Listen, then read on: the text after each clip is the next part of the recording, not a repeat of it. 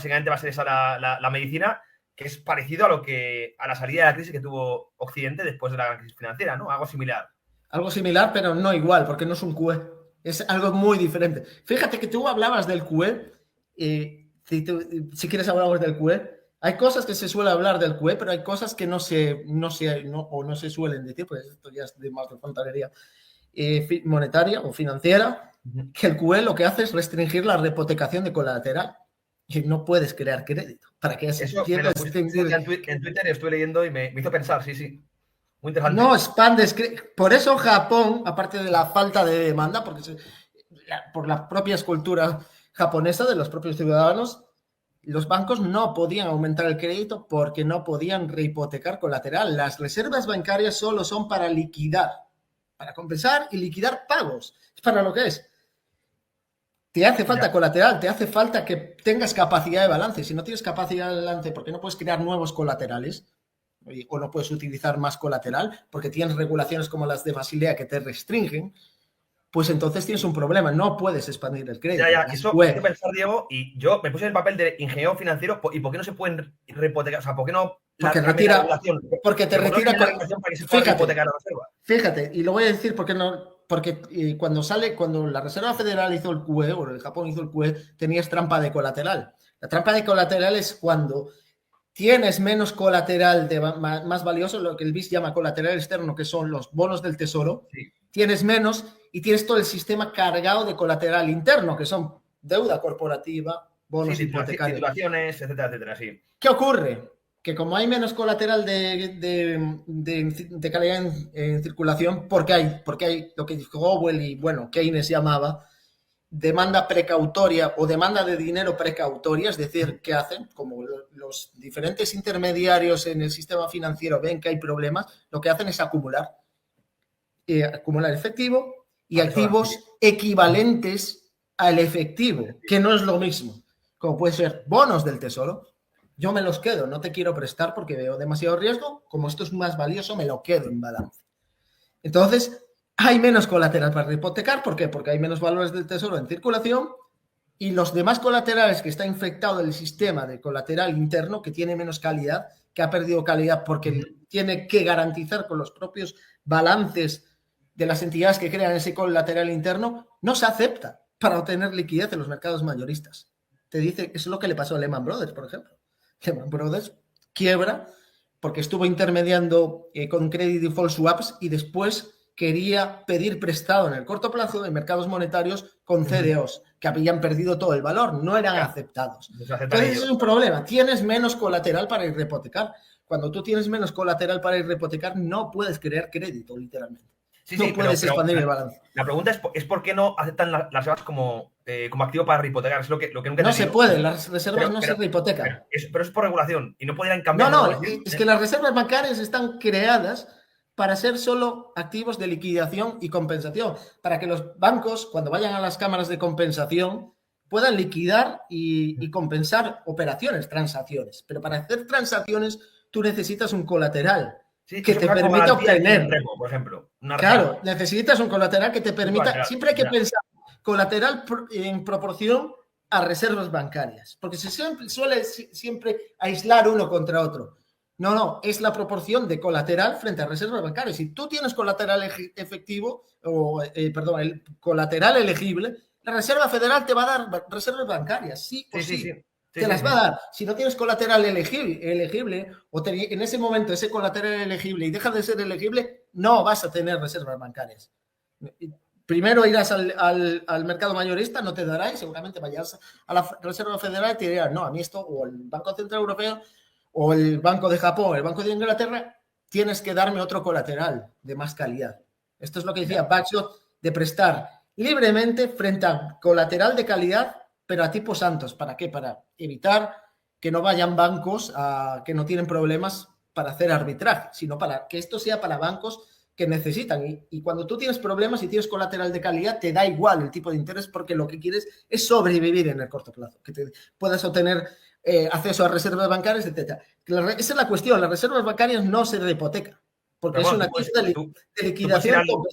Pero tú puedes ir a la banca central y cambiar tus reservas por colateral y ahí ya rehipotecar. O sea, puedes hacer el repo inverso, me refiero.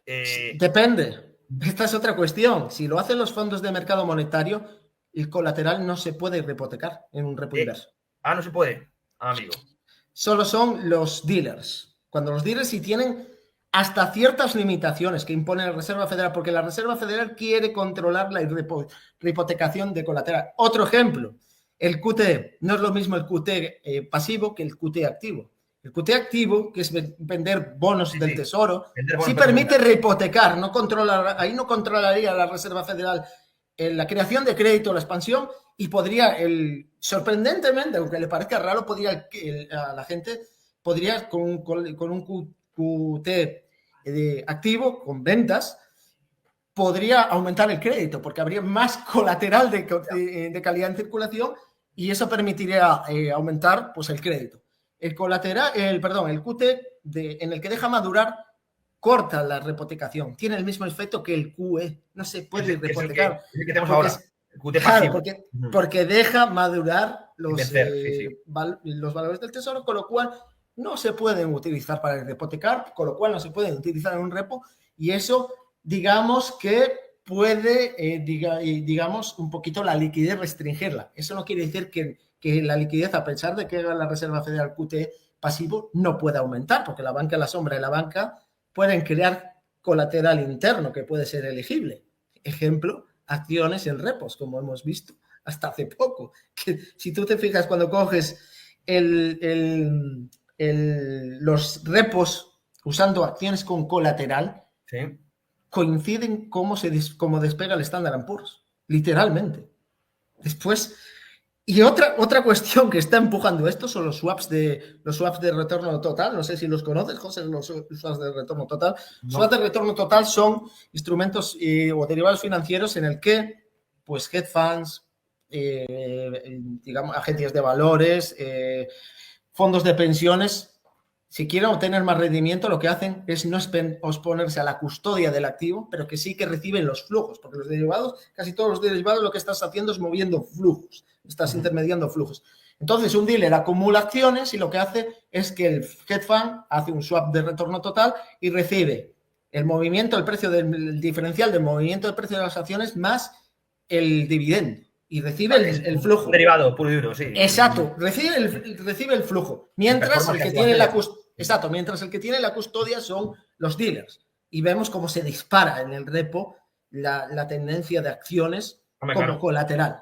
Entonces, esto es algo que siempre me costaba intentar relacionar cómo era, o tenía más o menos, cómo era que podía relacionarse los mercados monetarios con las acciones, y este es un eslabón que conecta perfectamente ese movimiento. Y cuando tú miras en la Fed de Nueva York los datos de colateral usado en repos, que tanto de garantía general como tripartita, ves cómo se dispara el uso de acciones, pero en máximos históricos. Ahora había caído, y justo ves, sobre todo desde el 2021-22, que empezó a subir el Standard & Poor's, y lo ves cómo se dispara el uso de acciones como colateral, y justo el Standard & Poor's replica el movimiento y se mueve. El problema de las acciones colateral es que tiene más haircut, o sea, tiene más coste y ya está, ¿no? No hay mucho más. Exacto, tiene más coste, más haircut porque tiene más riesgo, es mucho más volátil que un bono. Que no tiene un bono, claro, efectivamente. Que un bono del tesoro. Esa es otra cuestión, y sobre lo que estamos viendo, lo que está pasando, y esa conexión de lo que hablamos ahora del QE, el QT, y que es algo que no se suele decir, que el QE lo que hace es no permite tener valores del tesoro para rehipotecar, porque los está quitando directamente, se lo está quitando del balance a los dealers, a los bancos.